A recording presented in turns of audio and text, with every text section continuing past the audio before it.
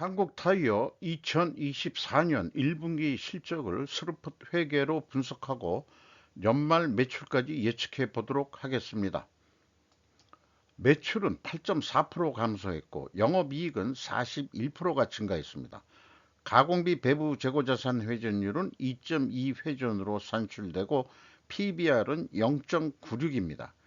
그리고 분석 결과 재고자산 매출원가 분식회계 보통 개연성이라고 표현했는데 이번 거는 의구심이라는, 사실 뭐 거의 동의어입니다만 이게 조금 약간 세게 느껴지죠. 이렇게 표현을 해봤습니다. 구독, 좋아요 부탁드리고 필요하시면은 1.5배속을 보시기 바랍니다. 원가 회계 손익으로서 매출이 7,535억 원으로서 전년도보다 8.4% 감소했는데 결과만 얘기하겠습니다. 영업이익이 447억 원으로서 전년도 86억 원보다 무려 417%가 증가한 것으로 결산이 됐습니다. 그래서 이런 질문을 해 볼 수 있겠죠. 매출액은 감소했는데 어떻게 영업이익은 무려 417%가 증가했습니까? 네. 우선은 그 스루풋 회계 분석으로 답변을 해 보도록 하죠. 매출에 비례하는 매출 재료비가 2,887억 원으로서 14.8%가 감소했습니다. 매출 감소보다도 더 6.4%가 더 감소했기 때문에 여기서 우리는 원재료 가격이 하락했기 때문에 영업이익이 더 크게 나는 원인이 됐을 거라고 1차 추론을 해볼 수 있겠습니다. 수루풋율은 2.9% 상승했고요. 운영 경비는 6.8% 감소시켰습니다. TOE 생산성은 1.10으로서 전년도 1.07보다 0.03포인트, 그러니까 3%가 상승했습니다. 원가 회계 영업이익보다 24억 원이 적은 수치인데 이것은 가공비 배부 재고자산이 조금 증가했기 때문입니다. 수루풋율 증가는 2.9%밖에 상승을 안 했는데 원가 회계 매출 총이익은 또 8.7%, 이런 차이가 있는 것도 좀 참고적으로 비교를 해 봤습니다. 재고자산 명세에서 WCAI 가공비 배부 재고자산이 53억 원 증가했어요. 그러나 회사 전체 재고는 65억 원이 감소한 것으로 이렇게 되어 있습니다. 비용의 성격적 분류 내용을 재구성해서 분석을 해보면은 회사는 재고자산의 변동, 그 다음에 원재료 등의 사용액이라고 표현하고 있습니다. 플러스로 표현되어 있으면은 변동액이 재고가 감소했다는 뜻이고요. 그런데 아까 재고자산 명세에는 WCA는 예, 그, 그 증가를 했죠. 음, 지금 기억이 그렇습니다만은 어쨌든 그런데 2023년 1분기는 원재료 등의 구매로 또 표기가 돼 있어요. 어떠한 근거도 없이 표현도를 막 바꿨습니다. 이 원재료 등의 사용액이면은 A 재고 자산의 변동액의 범위는 WCAI여야 되는데 나중에 분석해 보면은 그거이 아니고 전체 재고 자산도 아니고, 또 좀 이따가 말씀드리겠습니다. 편법으로 이 재고 자산 변동 범위를 정하고 있습니다. 그래서 일단 AB를 더한 것이 MC 매출원가 재료비가 20.6% 감소했고요. 운영경비가 6.8% 감소했습니다. 이 운영경비 4,223억 원에서 판매관리비 1,810억 원을 빼면은 2,413억 원이 현장 가공비가 되겠고요. 공장 가공비. 총 제조 비용에 대한 가공 비율로는 45%로서 2.4% 하락했고 재료 비율은 2.4% 상승했습니다. 여기에서 우리는 원재료 가격이 상승했다라고 1차 추론을 하게 되는데 2차 추론, 1차 추론은 하락했다고 됐죠. 여기에서는 또 모순이 나옵니다. A 재고자산의 변동 범위는 전체 재고에서 미착품을 뺀 것을 기준으로 하고 있다. 그렇다면 B의 표기는 원재료 등의 매입액이어야 하는데 원재료의 사용액으로 표기 오류이다. 원재료의 사용액이면은 A의 변동 범위는 WCAI 표준이 되어야 한다. 이런 건데 지금 헷갈리게 만들어 놨어요. 1, 2차 원재료 가격 하락 상승 모순은 재고자산 회계에 문제가 있다는 시그널이다. 일단 이렇게 좀 말씀드릴 수 있겠고요. 재고자산 매출원가 회계 투명성 검증 3단계 중에서 1단계로 차이가 총 제조 비용 차이인데 이게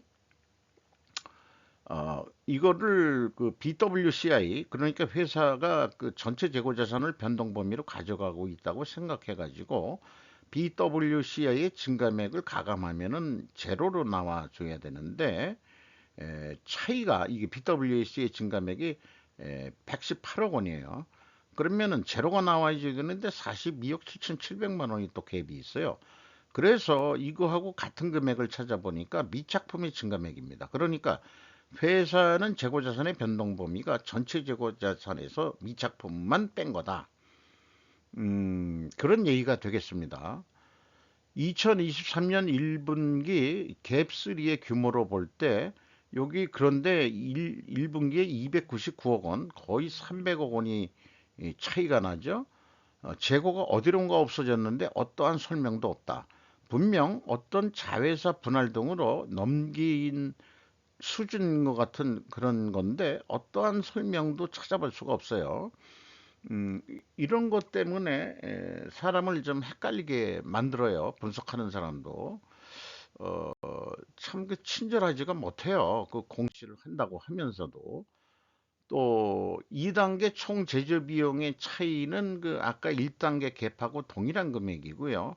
생산 재료비도 동일한 금액으로 차이가 나고 재고자산 3단계가 현금 흐름표 기준 전체 재고자산의 증감액을 검증해야 되는데 영업활동 현금 흐름 내역을 비공시하고 있습니다. 이게 무슨 꼼수인가? 3단계 현금 흐름 기준 전체 재고자산의 증감액을 검증 불능하게 만들고 있어요. 한국타이어는. 주석 23에 있는 현금 흐름표 별도 데이터면은 다른 데서는 영업활동 현금 흐름 내역들을 공개를 하는데 그런 것도 없이 엉뚱스럽게 현금 유입 유출이 없는 중요한 거래 이런 이따위 그거는 부록 성격이거든요. 그거만 해놓고 원초적인 주석 데이터를 비공개하고 있습니다. 여기까지 봤을 때 자꾸 의심이 가게 만들어요. 한국 타이어가. 운영 경비로서 이 인건비가 1,817억 원이나 집행이 됐는데 전년보다 12.5% 금액이 증가했고 직원 수는 무려 608명이 증원이 됐어요. 그런데 이 인원 수는 1분기 말 인원이 아니고 2023년 말 그다음에 2023년도 1분기 거는 2022년 말입니다. 1분기에는 또 그런 거 보고할 의무가 없다고 해서 쓰지도 않았습니다. 그래서 연간 평균 임금이 1억 1,200만 원으로 대기업 수준의 임금 수준이 나옵니다. 무려 23.1%나 크게 상승을 시켰는데 이것도 작년에 그렇게 실적이 좋았나요? 금호도 좋긴 좋았었어요. 노동 생산성은 근데 팍 떨어졌죠. 그 다음에 기타 금액으로 나머지 비용들을 했는데 24.6%가 감소했습니다만은 기타가 아닙니다. 지급 수수료가 12.7% 증가했습니다. 직원 수가 연간 608명인데 제가 잘못 썼네요. 감소했다면 분명 전부 다는 해고는 아닌 수치이다. 저임금 신입사원들을 감원시켰다면 남은 자들은 급여가 인상되었을 것이다. 인상된 거로 평균 금액이 산출되겠죠. 무려 23.1%가 뛰었다. 기타가 아니다. 금호 타이어는 운반비라도 명세히 표기하고 있다는 거. 금호 타이어는 별도로 방송을 할 예정입니다. 생산성에 대해서도 참고해 주시고, 어, 임금 협상은 노동 생산성이 아닌 TO의 생산성으로 해야 전 조직의 단계를 꾀할 수 있다라고 소개해 드리는 정도로 넘어가겠습니다. 경영평가지표로서 WCAI 가공비 배부 재고자산 회전율이 크게 하락을 했어요. 그리고 스루픈율은 상승을 했어요. 이렇게 역방향이면 분식회계 개연성 가정을 세웁니다. 그리고 밑에 매출채권 회전율도 떨어지고 그 다음에 매입 채무 지급률도 떨어졌는데 지급 속도가 이것도 문제가 없다고 얘기할 수가 없습니다. 매출이 감소하면서도 수급은 제대로 못하고 있다는 얘기죠. 현금 보포율이 88.5%나 됩니다. 이것은 분기의 전체 영업비용 분의 현금성 자산이니까 어, 많이 가지고 있다는 얘기죠. 이렇게 현찰이 많을 때는 지급 속도를 조금 빨리 해줘야 납품 협력 업체가 조화를 하지 않겠냐. 이런 쪽에서도 계속 갑질 현상을 저는 보게 됩니다. 두펑 ROI는 임원 평가 지표로 쓰려고 개발을 한 건데 제가 개발한 게 아니고 두펑 ROI를 가져온 거예요. 0.8로서 0.2포인트가 상승했습니다. 그런데 이제 T 회전율은 좀 떨어졌죠. 매출이 감소하는 바람에. 자, 아까 얘기한 것을 그 4분면 매트릭스 표의 네 번째에 해당하겠습니다. 재고 회전율은 하락했고 스루픈율은 상승했으면 역방향으로서 분식회계 개연성 가정을 세우는데 원재료 아니 그 회전율이 하락했으면은 원재료 가격이 상승하고 판매 가격도 상승해야 됩니다. 두 가지가 다 상승해야 됩니다. 나머지 이것이 증명이 안 된다면 마지막 남은 카드는 수량에 의한 재고 회전율이 하락했으면 됩니다. 자, 그래서 모두 상승했느냐? 아니더라 이거예요. 회사가 제시한 원재료 가격을 매입 비중까지 해서 가중 평균하면은 0.7%가 하락했습니다. 그리고 판매 가격도 상승했냐 하면은 상승한 게 아니고 거꾸로 하락을 했어요. 반대적으로 이렇게 해석해 볼 수는 있겠어요. 판매 가격 기준으로 한다면은 이게 적게 내렸으니까 상대적으로는 그럼 상승한 거 아니냐라고 그 말재간이 있는 변호사라면 이렇게 얘기할 수도는 있겠다. 그런 그 여유는 두고서 그 넘어가기로 하겠습니다. 그래서 지금까지 얘기한 것을 나름대로 또 조견표로 만들어 봐서 우리의 그 논리사고를 조금 더 좀 그 안정화시키기 위해서 하는 건데, 자, 원재료 가격이 하락했는데 2차에서는 상승한 거로 나와서 모순이 나오죠. 자, 여기까지 모순은 뭘로 해결할 거냐 하는 것도 남아있는 과제고, 재고 회전율이 하락했고 스르픈율은 상승해서 역방에 분식회계 개연성 가정을 세우는데 반증하려면 원재료 가격이 상승해야 되고 판매 가격도 상승해야 되는데 모두 역방향으로 실패를 했죠. 그래서 마지막 히든 카드는 수량 회전율로 제시를 해야 되는데 확인할 방법이 없죠. 외부에서는. 자, 요것도 조견포로 하면은 가격이 1.5% 인하 압력을 받는데 3.9%나 인하를 시켰다 이렇게 나와요. 그래서 반증에 실패했다. 투명성 법정은 분식회계 개연성 유죄 판결을 내려야 할 것이다. 반증이 되기 전까지 분식회계 개연성은 유효하다 라고 말씀드릴 수 있겠고, 하도 한국 타이어가 의심스러운 게 많아가지고 요 표를 만들어 봤어요. 지금까지 쭉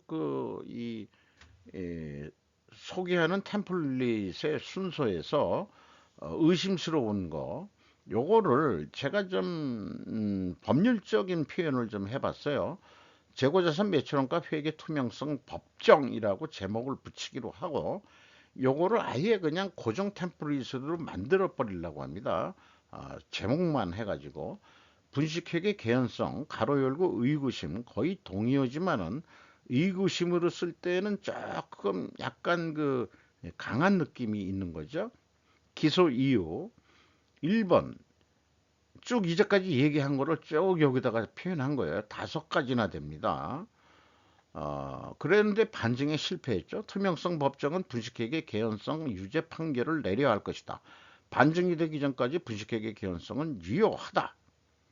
아예 이것도 고정 말로써 해놓으면 좋을 것 같아요. 제가 분석하는 회사들이 재고자산 매출원가 회계 투명성을 자유스럽게 넘어갈 기업들이 우리나라에 그렇게 많이 없다는 게 문제거든요. 이거는 그냥 고정으로 해놔도 조금씩 나중에 말을 바꾸면 될 것 같아요. 이것도 이제 투명회계로 입증할 때는 말만 바꾸면 되죠. 투명회계 개연성. 이럴 때는 의구심 빼고 투명회계 개연성 어 저기 뭐 이건 법정에 세우는 게 아니고 오히려 상을 주기 위해서 어 입증 청문회 뭐 이런 거라고 할까요? 청문회가 아닌가? 그럼 뭐냐? 심사회 뭐 이렇게 얘기하든지 그것도 법정에서 투명하다고 판결을 내려달라라고 그 검사가 그럴 수도 있죠. 검사가 아니면 변호사가 그렇게 할 수도 있는 거고. 그런데 추가 기소 이유가 있어요. 회사는 영업활동 자산부채의 증감 내역을 의도적으로 비공시하고 있는 것으로 보인다. 이것도 이상하다 이거예요. 그래서 투명성 법정은 유죄 추정의 원칙으로 열리며 한국 타이어는 유능한 변호인을 내세워 무죄를 입증해야 할 것이다. 한국의 대표적인 타이어 메이커로서 중국 자본의 금호 타이어와 비교하면 속된 말로 쪽팔립니다.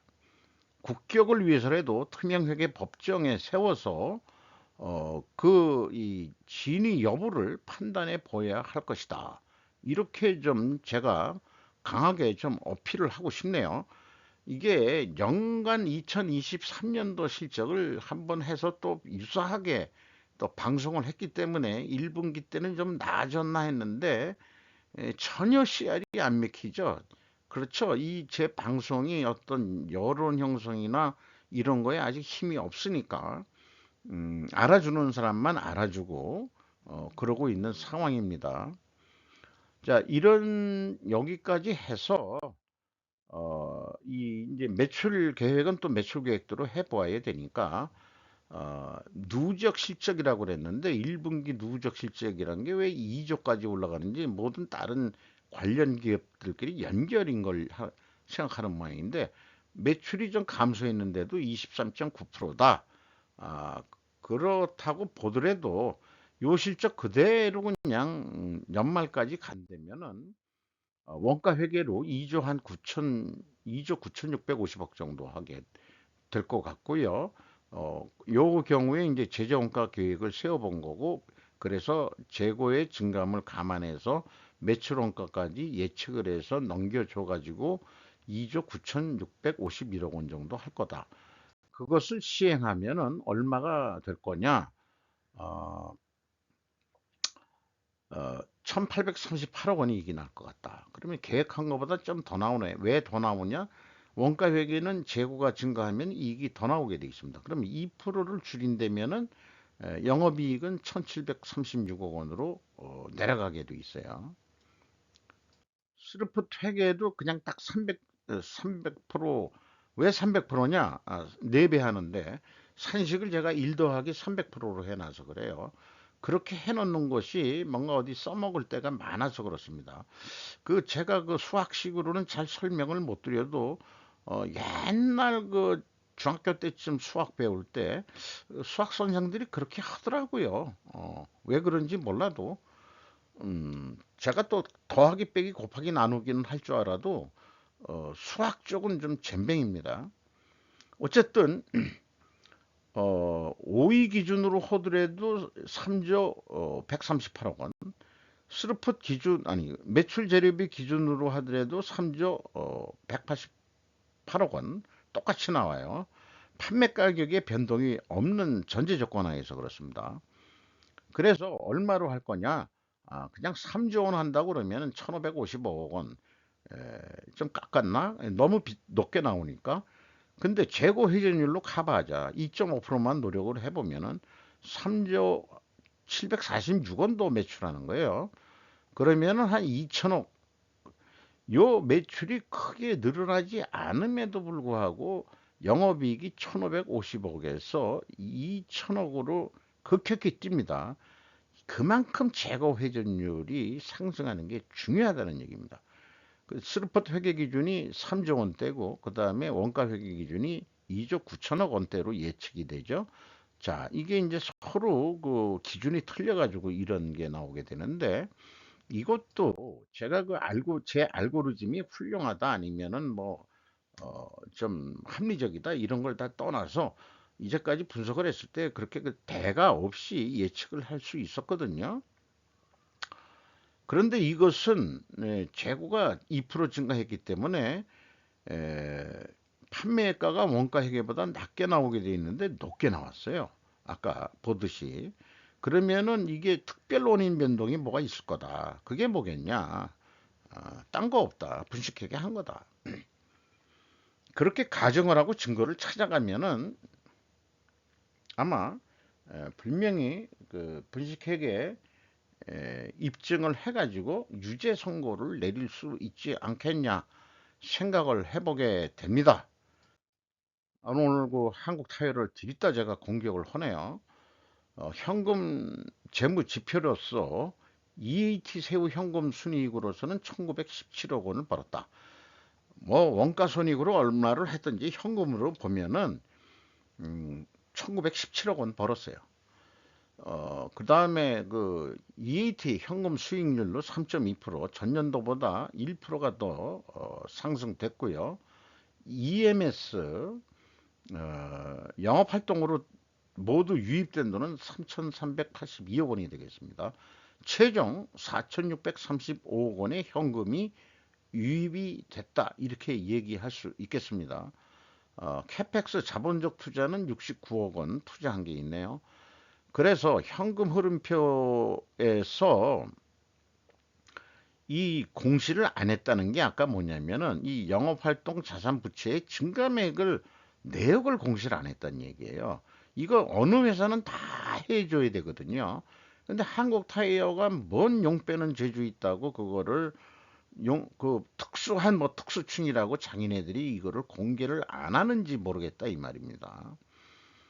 어쨌든 원가 회계상으로 아니면 이제까지 전통적인 그 재무 회계에서 뽑아내는 에, 영업활동 현금 흐름 3,646억 원의 그 유입이 있었는데 EMS 아까 이거하고 264억 원의 차이가 있습니다.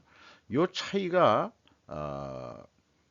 왜 나는지는 제가 설명할 능력은 없습니다만은 어, 그 이 스루풋 회계 기준으로 그 스루풋 회계 기준이 아니에요. 어, 좀 뭐 여러 가지 여기에 그 저기 1번 새우 현금 순위까지 그 나오는 그 과정 그런 데서도 좀 여러 가지 이유가 있고 뭐 여러 가지가 이유가 있는 복합적인 이유가 되겠습니다. 요거는 이거는 뭐 별도의 장을 만들어 가지고 한번 따로따로 세세하게 분석을 해봐야 나올 사항일 것 같고요. 영업활동과 유사한 아트만 알고리즘에서는 EMS다. 회사는 영업활동 자산부채의 증감 내역을 의도적으로 비공시하고 있는 것으로 보인다. 여기서도 분식회계의 냄새가 보인다. 그리고 프리캐시 프로로서 채권자가 가져간 돈이 5억 6,700만 원 가져갔는데 요거 이자조로 가져간 것 같아요. 그리고 한국 타이어가 돈은 많아가지고 이자 부채가 별로 없습니다. 5.6%뿐이 되질 않아요. 그리고 주주한테 1,585억 원의 이익 배당을 했는데 전년도보다 1%가 업돼 가지고 그 배당을 했습니다. 그러니까 주주들은 좋아하겠죠. 음. 그 주가를 보면은 그 44,350원으로서 9,550원이 상승했고, 어, 0.96 되겠어요. 그 일이 안 됩니다. 기업 밸류에이션 올린다고 해가지고 하고 있습니다만, 그렇게 많이 일은 넘어야 되지 않겠냐 싶습니다만은, 한국엔 컴퍼니가 30.67% 가지고 있고, 조현범 씨가 7.73%, 국민연금이 7% 정도 선, 외국인이 39.9% 매우 높게 가지고 있어요. JP 모건과 CLSA가 눈에 띕니다. 이상 마치도록 하는데, 이 한국 타이어 걸 보여드렸고, 2타로 그 싱웨이 코리아가 인수한 금호 타이어가 얼마나 투명한지 보여 드림으로 인해 가지고 한국 기업들 좀 속된 말로 다시 한번 얘기하면 쪽팔리는 줄 알아라. 이런 얘기를 하면서 마치도록 하겠습니다.